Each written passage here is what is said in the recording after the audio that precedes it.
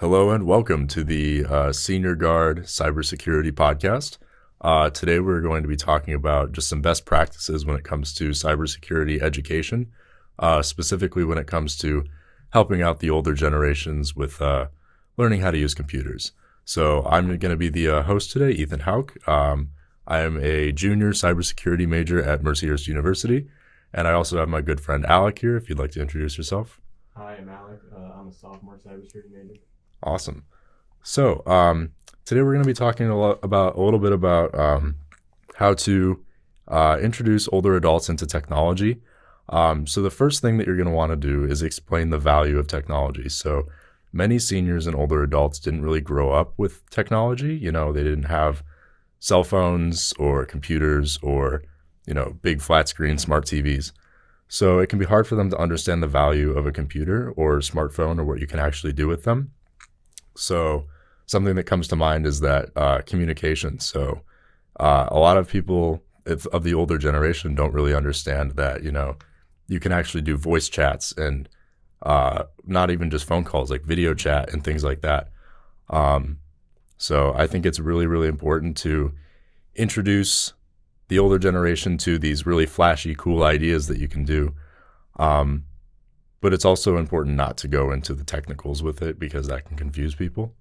Mm-hmm. So I remember a time that I was talking to my grandparents about Bitcoin actually and cryptocurrencies, and I got a little bit carried away with the math behind it, and it just sort of confused them a bit more. Mm-hmm. So yeah, try not to do that one. Yeah, I can see that. Mm-hmm. The story that comes to mind for me is when my grandparents were just starting to wanting to get iPads because they want to keep up with the grandchildren, and explaining how to set that up was very difficult. So once we actually set them up with it, they were fine. So all you have to do was just swipe and hit answer. But the technicals behind setting that up was probably the worst thing we could have done. Mm-hmm. Yeah, it's definitely important to keep it simple, Mm-hmm. So yeah, the second thing that you're going to want to do is address security concerns. So according to AARP, over 85% of adults ages 50 to 64 reveal that they are concerned about their online safety, and they're just unsure of how to actually protect themselves. So it's important to talk about tools for keeping the older adults secure, such as password managers. My mom actually complains a lot about passwords. Like she makes a new password, she forgets it. Mm-hmm. It can be very difficult to remember all these passwords. So something that can be very helpful is a password manager. So a password manager is a cloud service that you can add to your browser, such as Google Chrome or Firefox or Safari. And basically what you'll do is you just type in one password that you have as your master password, and it'll just manage your passwords for you. Everything is very securely encrypted, and the computer just takes care of the rest. So it can be very good for people who have, say, short-term memory loss, where all they can really remember is one password. Yeah. I prefer LastPass. That's a really secure one. That one uses two-factor authentication. Mm-hmm. For anybody that doesn't know, two-factor authentication is you have to have a password and then a phone or text message to get into it. I really like it because as soon as you type in a password, it'll show a little box that says if you really want to, you can add this to the LastPass service, and it'll save it for you. You don't even have to type it in there.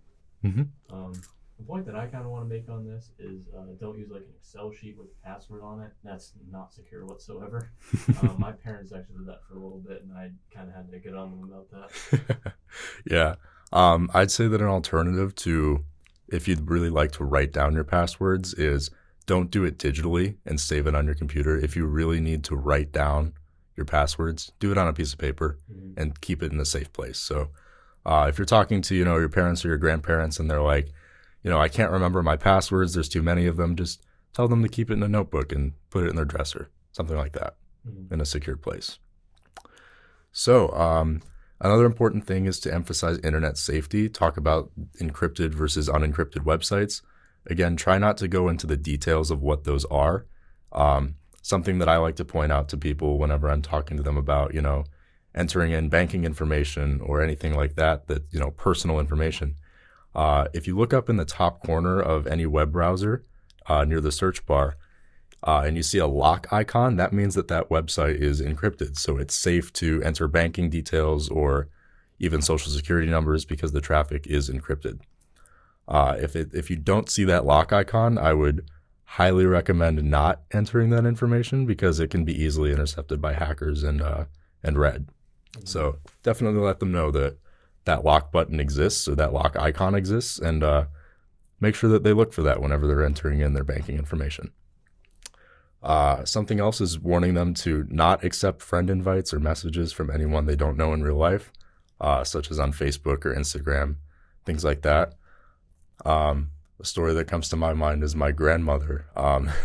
She will, get Facebook messages from people she doesn't know, and she'll press the links that she gets from them because, she's just curious to explore it. And then, her computer will start slowing down and I'll have to come over and help her fix it. So, just make sure that you're being careful of who you're accepting messages from and friend invites from. So, yeah, COVID all kind of hit us pretty hard here, so everything just went digital, shopping, all that stuff. So just make sure that you're being secure out there nowadays, because anybody and everybody is just trying to get your information the easy way instead of actually putting it to work in society. Mm-hmm. Yeah. So another thing is to warn them about suspicious links. So this is particularly important in emails. Actually, if you go over to the Senior Guard Cybersecurity YouTube channel, I'm going to have a video posted about, how to identify phishing emails, because that's a much more, visual type of thing. So there's some key things that you want to look for when looking at phishing emails. So I will have a video uploaded about that in a little bit. So definitely look out for that one. Mm-hmm. Just make sure in today's society, it's 2022. If it sounds too good to be true, it more than likely is. If you're gonna say somebody's saying, "Oh, you're gonna get $1,000 a month if you just give us this information," if it sounds too good to be true, it more than likely is. Just don't do it. Yeah, I definitely agree with that. So the next thing is to take it slow. So I know it can be, if you're passionate about technology like I am, and I'm sure like Alec is, then it can kind of be a little bit easy to get carried away with explaining, specifics and showing them all this cool stuff. Mm-hmm. But you do need to remember that giving this kind of education to an older generation can sometimes overwhelm them. So they didn't grow up with this stuff. It's often very new and confusing for them. So make sure to give them the space that they need to digest the new information. Maybe you start off with like the concept of a password manager, install it for them, show them how to configure it, and then make sure that they write down the instructions. Mm-hmm. And then just kind of leave them to mess with it for a couple days. If they have any questions, or if they have any questions, let them know that you can like talk to them over the phone or maybe head back over to their house. But allow them to sort of explore and learn for themselves as well. Yeah, that's kind of a big thing. Just letting them explore themselves, because that's how you learn. Especially since we're college students, we have to mess with things. Mm-hmm. That's how we learn. So just giving them the space to actually go in there and do it themselves is something that you definitely have to do. Mm-hmm. Yeah, for sure. And then the concept of writing things down to retain the information. So definitely encourage whoever you're teaching to write down key concepts that they might forget, such as where important icons are located on the screen. So I definitely remember sometimes when I'm showing like my grandparents how to use their tablets or iPhones or whatever, and I, show them, how to go to YouTube and search for things or share things on YouTube. And I'm like, okay, so you're going to go right here and you're going to press the YouTube icon. And then, a few minutes later, my grandmother will be like, where was the YouTube icon again? How do I find the icon again? So definitely just encourage them to like write down where things are located. Things like newly created passwords are also good to write down if you're not using a password manager. Names or URLs of important websites, and then details on how to specifically use their apps, such as how to share things, how to, increase volume. Maybe if they're playing a game, maybe in-app purchases is something that's important to them. So definitely show them how to do that, and then make sure that they're writing things down so they don't forget. So another thing that's important is to show lots of patience, even when it gets repetitive. So you may need to repeat instructions several times before the person you're helping actually gets a good grasp on their device and the apps and all that. And it's just important to remember that they didn't grow up with these concepts, and learning definitely takes time. Mm-hmm. I mean, you and I both know we're in the same classes together. We definitely know that we definitely have to go over some of the material again, especially for some of the cyber stuff that we're learning. I mean, it's different. We're not used to it, so we have to go back over it and make sure we understand it. So the teachers are understanding with us. You just have to think of it as you're the teacher in this kind of situation. For sure. And it's important to, give them time to learn and to grow on their own. So don't hold their hands that entire time. It can sort of seem a little bit condescending, like you're insulting their intelligence or whatever, because, they are still people. It's just a new concept. So definitely give them the information that they need, and then give them time to, explore on their own, make connections and things like that, and just give help when requested. And hey, you never know. They might give you anything that you didn't know. Yeah. I actually, in high school, I was part of a extracurricular club for National Honor Society, where we taught, we held this class once every couple weeks. We would go to the senior center in my city, and we would basically help elderly people with anything that they needed help with when it came to technology. So Cool. I actually had this woman walk me through how she would connect her flip phone to her car stereo via Bluetooth. I didn't even know that you could do that. That's awesome, actually. Yeah. And then she needed help configuring something with that. But you definitely do learn things from even people who don't really understand, your branch of technology well. Yeah. Something else that's really important is to give encouragement and, give them confidence. Celebrate the small victories. Focus on the positives. So, if they do remember something that was before difficult for them to remember or difficult for them to do, congratulate them on that, because, learning is a good thing. We're living in a world where technology is increasingly important, and a lot of these concepts that come, naturally to younger people because we've grown up with it, are big deals to the older generation. So definitely give them, metaphorical pats on the back for doing that stuff. Yeah. I didn't want to make it like cheesy either. Like, oh, congrats! Like it's kindergarten or talking to a teacher. Like, make it professional. For sure.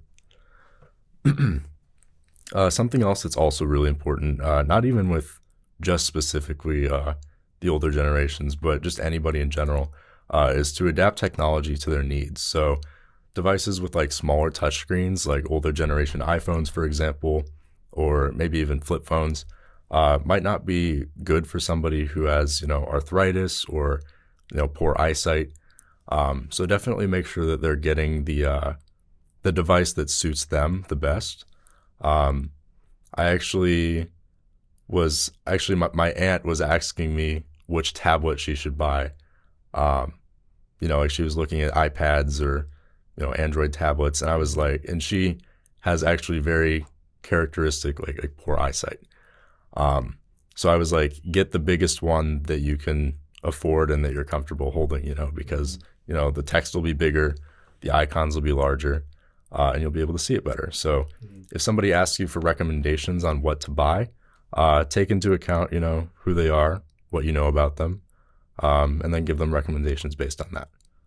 You can also ask them about a budget too. I mean, there are some iPads out there that go for $1,000. You don't want to actually sell them that. But you can get a decent tablet for around $400 nowadays that'll work just for their needs. For sure. And then also many websites are ADA accessible, so Americans with Disabilities Act. So a lot of websites have built-in features such as high contrast mode or text to speech. So if you know somebody who's hard of hearing and they would need, text read to them, or if they can't see very well and they would need text read to them, or high contrast mode, so the colors would be very high contrast so you can see the text better. Definitely show them how to turn those things on. So that's usually an app, like a global thing for every app. And there's different ways to do that in different operating systems. And I believe I'll be making a video on that as well. So again, check out our YouTube channel. I'll have some videos posted on there about how to do things in specific applications such as Safari, Chrome, Instagram, Facebook, things like that. So all the popular ones that everybody wants to learn how to use. One thing I'd like to add to that is I know iPhone just added, it was about a year ago now, they added hard of hearing. So if they hear like a dog barking or a doorbell ring or like a siren or something, they'll give you a little text on your phone saying that they heard this in the nearby area. Um, Not more like it happened, it could have happened. So like keeps people alert just for those hard of hearing if you don't want to have your hearing aid on all the time. hmm That's actually a really cool feature, like just for general security, like not even specifically cybersecurity, like physical security. Mm-hmm. That's really I cool. mean, I personally don't like it just because I don't need those notifications on my phone. But I mean, for somebody who's hard of hearing or just getting older, they might like it. hmm Yeah, for sure. It's definitely good to have different, resources and options available for everybody. Mm-hmm. Um, and then something else that I also like to do is, you know, I live 2 hours away from my family. So, I'm from Cleveland. We're in Erie, Pennsylvania, doing our college stuff. Mm-hmm. So I'm not always around to show people how to do things. So, when I'm home for the summer, that's kind of the time that they ask me all their questions. And there's only so much that you can do over the phone. Mm-hmm. So, I also like to recommend like YouTube tutorials or maybe other people that they might know who are also tech savvy, or stores that might offer tech support, such as Best Buy or Apple, the Apple Store, Mm-hmm. in case they really need some extra help and I just can't provide that over the phone. Um, because, it is good for them to be able to do like, learning on their own. But again, there are some problems like even that we would have that we just don't know how to solve. Mm-hmm. So knowing how to Google things and knowing where to go if you have some sort of strange question that you need to ask Mm-hmm. is definitely super important. That definitely got me through my coding classes, learning how to Google what's wrong. Yeah, troubleshooting and Googling to troubleshoot is an art, to be honest. Mm-hmm. It takes a lot of practice. So having just like little bits of tips on how to do that is definitely super important. Mm-hmm. hmm and then something else is showing them games or entertainment apps that they can use on their devices. So the number one thing that's going to have people retain information on how to use a new device is using it, engagement with that device. So maybe introducing them to Animal Crossing or YouTube or Netflix or Words with Friends, some kind of online multiplayer game. Mm-hmm. It'll keep them engaged with it. So they'll be, constantly doing the things that you taught them, such as, how to open and close programs, how to, find things on the internet, how to do really whatever you taught them how to do. It's going to keep them engaged with the device, Mm-hmm. which will make them retain the information better. The gaming is really actually a unique side of it. I never really would have thought of that, but yeah, ever since I introduced my grandmother to the cards app, just playing solitaire, hmm I mean, she loves the thing. She can't get away from it. Yeah, definitely. My grandmother plays she plays Candy Crush Saga. She plays it so much. I love that. Yeah, for sure. And then my mom has just gotten into Wordle. I like love that. like all those viral games are definitely really cool to introduce to people. And some of those are keeping your mind going too. I mean, if you download like a brain test game or something like that too, hmm it doesn't have to just be mindless. It's sometimes helping the brain. Yeah, definitely. All right. So, do you have any personal stories that maybe not, have aligned with the topics that we've discussed that you'd like to point out here? I could probably share one. So about a year ago here, my grandfather got a computer hmm and he clicked on an email. It was a phishing scam. Actually, did a paper on that in my criminal justice class. It was pretty cool. He clicked on the email, and in under 30 seconds, they had access to his computer called Remote Desktop Service. So they went on the internet, found all of his bank information because it was auto logged in, all of his accounts. So he had to get all new accounts, all new everything. It was just a pain. So just be aware that the phishing emails are out there. I mean, especially if you're using like AOL nowadays with the not very secure ones. Mm-hmm. Gmail and Microsoft are usually pretty good about it of fishing out all those scams, but some of them slip through the cracks. So just be aware that they're happening and they're out there. Yeah, for sure. Yeah, thank you for bringing up the phishing stuff because that is pretty much the number one way that people get scammed, especially people who aren't familiar with sending emails that often, because it's very easy to mistake a legitimate email from, say, Comcast or Microsoft with an illegitimate one, Mm-hmm. especially when hackers are very good at copying formats of typical emails. Mm-hmm. So definitely make sure that you're showing people how to watch specifically the address that it's coming from. Like if the email address is coming from, somebody at Microsoft.com, it's probably trustworthy. Mm-hmm. But if it's coming from, say, Microsoft at, Yeah, XYZ.com, it's it's probably. it's probably an illegitimate email. Mm-hmm. So make sure you're just showing people to be careful with those things. I mean, Because you have to realize this is their full time job. Like they spend all day trying to make this email as realistic as possible to send as many people to try and scam. So just be aware that they're going to look very similar, if not identical. yeah, for sure. I also have a pretty similar story to that. My grandmother, she has her own laptop. My grandfather doesn't really mess with technology that much. He still has a flip phone. But my grandmother is very interested in computers, and she's always asking me questions about how to use them. So she got a laptop recently, and she clicked on something. I'm still not sure what because she honestly could not remember what she clicked. But she actually got ransomware on her computer, and she got scammed out of $200. And what's scary is that that's like the low end in terms of ransomware. Like, Oh yeah, there'll be people scammed for tens of thousands of dollars. Mhm. Easy. yeah. So she ended up sending the payment, and I was like, It's gone. yeah, Can't do anything about it. I mean, hmm you're not going to get reimbursed. The IRS really doesn't care if it's in $10,000. They might try and do something for you, but that $200, like that's nothing. for sure. Yeah, it's very scary stuff. So definitely make sure that you're teaching people how to be careful of these things, and recognize that it's also not your fault if they fall for these things. All you can really do is teach them to the best of your ability. Yeah, I mean, that $200 sucks, but that does how you learn. Like you be more careful around websites. You're not just clicking on everything. You're not falling for you want $1,000 here. Please click this link. yeah, for sure. All right. Well, thank you guys for tuning in tonight. This has been a really great conversation that we've had here. We hope you guys have learned a lot. Again, check out our YouTube channel at Senior Guard Cybersecurity. Instagram is Senior Guard Cyber, and Facebook is Senior Guard CyberSec. That's SEC. Again, thank you for tuning in, and we hope you have a great rest of your day. See ya. Bye.